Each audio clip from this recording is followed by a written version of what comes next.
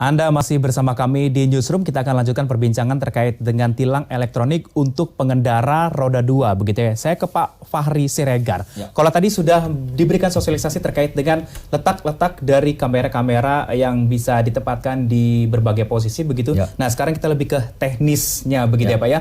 Ini kamera ini kan menangkap plat kendaraan, begitu Pak ya. Kemudian plat kendaraan ini kemudian dicek begitu atas nama siapa, alamatnya siapa, begitu. Bagaimana untuk proses kemudian pengiriman berkas-berkas kalau yang bersangkutan terkena tilang elektronik begitu. Oke. Baik, jadi apabila nanti ada pelanggaran yang dilakukan oleh pengendara sepeda motor tercapture otomatis oleh kamera eTlay, maka hari keempat nanti petugas back office itu akan mengirimkan surat konfirmasi kepada pemilik kendaraan. Karena betul tadi bahwa kamera tersebut berbasis automatic number plate recognition. Jadi pengenalan data kendaraan itu berdasarkan plat number gitu ya. Nah, pada hari keempat surat konfirmasi dikirimkan kepada pemilik kendaraan. Oleh karena itu sejak diterima surat itu berarti kita ada batasan waktu selama 5 hari. Jadi itu hari ke-8. Nah, kalau hari ke-8 dia tidak melakukan konfirmasi, maka hari ke-9 kita blokir STNK-nya. Tapi kalau hari ke-8 dia melakukan konfirmasi, maka nanti dia diminta untuk menginformasikan data intas dari si pelanggar ke dalam website. Nah, nanti data intas pelanggar itu akan kita masukkan ke dalam aplikasi e-tilang dan nanti akan terkirim kode briefing secara otomatis melalui SMS. Nah, kode briefing itulah nanti yang akan digunakan untuk melakukan pembayaran dengan multi channel payment. Bisa pembayaran melalui SMS, banking, m-banking, mungkin dengan menggunakan mesin EDC, mesin ATM ataupun ke datang telernya langsung gitu. Oke, jadi saya konfirmasi terkait dengan hasil dari pengcapturean ini. Diberi kesempatan bagi para pelanggan untuk bisa mengkonfirmasi by website dia terkena atau tidak begitu. Jadi ini ada customer service untuk bisa berkomunikasi begitu maksudnya? Jadi kita berikan website. Apa hanya satu arah? Ya, jadi surat konfirmasi itu nanti diberikan informasi di dalam surat konfirmasi itu di mana mereka harus melakukan konfirmasi. Jadi yang baiknya itu adalah melakukan konfirmasi dengan menggunakan website. Ada websitenya satu arah gitu ya. Boleh disebut websitenya Pak? www.etle-pmj.info. Gitu ya. Tapi kalau seandainya mereka ingin bertanya, ada call center.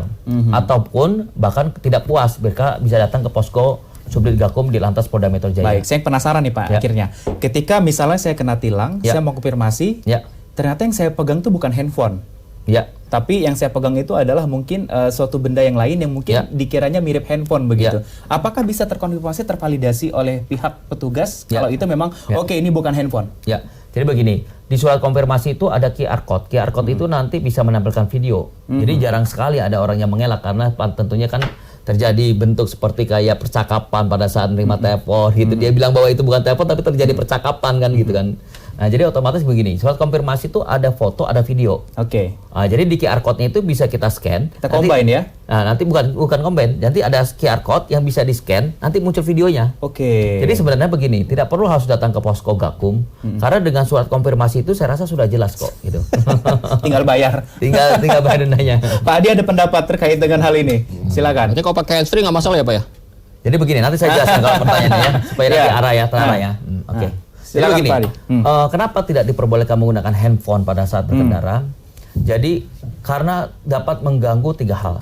Yang pertama itu adalah dapat mengganggu tindakan manual. Karena kan safety driving atau safety riding itu adalah misalkan pada saat orang mengemudikan sepeda motor, dia harus memegang stang kanan dan stang kiri. Sementara kalau dia menggunakan handphone, maka handphonenya akan dipegang gitu kan. Berarti tindakan manual terganggu. Itu yang tidak boleh. Pasti akan mengganggu keseimbangannya gitu ya. Terus yang kedua, tidak boleh terganggu itu adalah cara berpikirnya. Pada saat menggunakan kendaraan bermotor, dia harus fokus kepada jalan. Tapi begitu pada saat dia menerima telepon, nanti dia akan terganggu cara berpikirnya. Maka itu tidak boleh. Termasuk juga visualnya. Ya. Jadi kalau visualnya nanti terganggu, misalkan dia harus melihat handphone, apalagi testing, mengirimkan SMS, membaca SMS, atau mau ngetik nomor telepon, itu akan terganggu visualnya ke handphone. Dan dia juga sebenarnya harus menjaga visualnya ke jalan. Jadi ini yang menyebabkan tidak boleh. Tidak fokus. Jadi tindakan manualnya terganggu, tindakan cara berpikirnya terganggu, termasuk juga tindakan visualnya terganggu, maka itu nggak boleh. Baik, saya ke Pak Adi. Pak Adi, ini sebelumnya kemarin sempat ada peraturan untuk kendaraan tidak boleh melewati jalan MH Tamrin. Begitu ya, emang khusus kendaraan roda 4 begitu ya. Akhirnya sekarang diperbolehkan lagi. Kemudian ini ada lagi nih tilang elektronik. Sempat mengganggu aktivitas nggak sih kira-kira? Mengganggu sih, banyak mengganggu ya. Ya itu pertama mereka yang kurang tahu. Ya, kita tahu di sana nggak boleh masuk, nggak tahu mereka masuk. Nah, pasti orderan banyak di sana. Biasa mereka ke sana, ini nggak boleh jalan ke sana. Pusat ya? Iya, jalan pusat, daerah pusat lah pasti kan banyak kan. Kemudian setuju nggak nih kalau Pak Adi kira-kira atau ada harapan begitu disiapkan jalur khusus pengendara roda 2 begitu atau bagaimana gitu? Yang mungkin tidak bisa bercampur dengan roda 4 akhirnya bisa ya lancar aja gitu tanpa adanya kemacetan begitu. Wah, kalau itu sih sangat diharapkan ya, jalur khusus roda 2 ya. Jadi khusus ada memang jalur kendaraan roda 2 nggak malang melintang tengah, roda 4 juga nggak terganggu, keselamatan juga bisa lebih diminimkan kan. Baik, saya ke Pak Fahri. Ya. Pak Fahri, ini kan mekanis terkait dengan di lapangan begitu ya. Saya ingin tahu mekanisme terkait dengan teman-teman yang memantau tilang elektronik ini. Seperti apa prosesnya? Apakah mereka memang standby 24 jam dan ataukah memang ketika pengendara itu melewati jalur yang salah ada sirene yang berbunyi-kah di ruangan atau bagaimana teknisnya seperti apa? Jadi merasa mungkin karena banyaknya pengendara di Jakarta ini mereka menganggap kendaraan banyak ini tidak mungkin terkena begitu kan? Nah itu bagaimana? Mungkin ada pandangan seperti itu. Jadi kamera ini bekerja secara otomatis ya. Jadi bukan karena ada petugasnya harus melototin kamera tersebut atau mungkin melototin layar monitor tersebut, nggak usah gitu. Jadi memang begitu pada saat nanti ada suatu pelanggaran lalu lintas, kita buat virtual di lapangan itu. Jadi marka-marka itu kita buat virtual, helm itu kita buat virtual. Begitu pada saat tidak menggunakan helm maka kita tercapture gitu. Jadi kameranya ini bekerja secara otomatis. Nah kenapa butuh petugas back office? Back office itu hanya menganalisis apakah betul itu pelanggaran lalu lintas atau bukan. Karena begini, bisa jadi pada saat itu ada tindakan diskresi kepolisian. Misalkan di perempatan, ternyata ada ambulan mau lewat, ternyata kendaraannya disuruh maju. Nah kita anggap bahwa itu tidak merupakan pelanggaran lalu lintas. Itu kondisi dan situasi saat kondisi itu dan situasi itu nanti dipilah supaya tidak dikirim surat konfirmasi. Tetapi kalau kamera itu bekerja secara otomatis. Tanpa harus ada petugas pun dia kerja sendiri.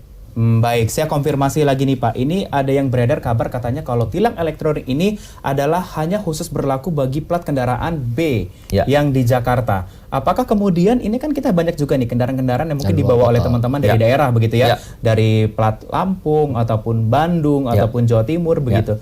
Bagaimana untuk proses penilangan terhadap kendaraan-kendaraan yang di luar daerah ini dan bagaimana proses pengiriman suratnya nanti Pak? Kita jawabnya usai jeda pariwara berikut, tetap bersama kami di Newsroom.